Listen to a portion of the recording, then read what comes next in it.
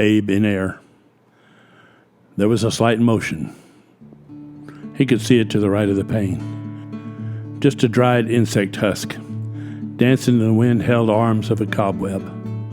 The gust snuck around the old weathered windowsill, tickling the spiderweb with a familiarity born of many years of blowing through this town. Abe didn't like change, other than what came naturally. Aging was natural-like, God's doings. No need to clean out the windowsill. He'd probably miss that cobweb anyway. It had framed his view of the main street of Ayr since before the oil crisis. Leastwise, that's how Abe marks time now.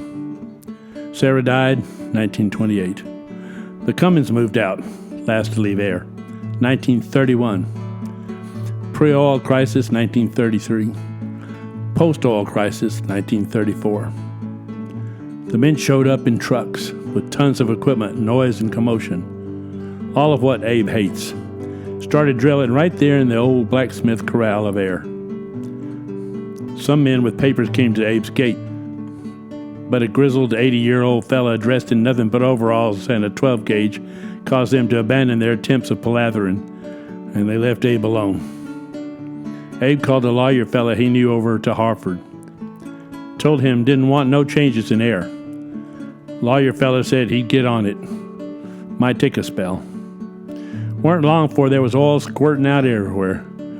This big old pump went in, clacked and clattered both night and day. Abe hated it. Threw everything off. Nothing was right. Too much motion, sound. The lawyer fella came out, talked to Abe at Abe's gate. Then several cars full of men came to talk to Abe. But Abe wouldn't talk at all. Weren't having none of it. So about 17 months after it started, they left.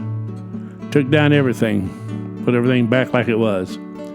Turned out Abe had bought Ayr, a piece at a time when all the good folks died or moved out. Them oil folks didn't do all their deed research. They had been taking Abe's oil, Ayr's oil. So they left a huge chunk of money in Abe's bank. Abe told the lawyers to take his fee out and put the rest in Abe's account. That was the oil crisis, as Abe liked to call it. Ayr went back to normal. Abe went back to normal. He finished his eggs and toast. Coffee was cold, but it was every day at this time. He slid his chair back, let the front screen door slam, just like every other day, and started his walk downtown, just like yesterday and the day before. Abe was happy. No changes, except what's come of aging. He'd sit and rest in front of the barbershop just like always. It was going to be a fine day here in Ayr. The wind caused his loose overall bib strap to flutter, and Abe sighed.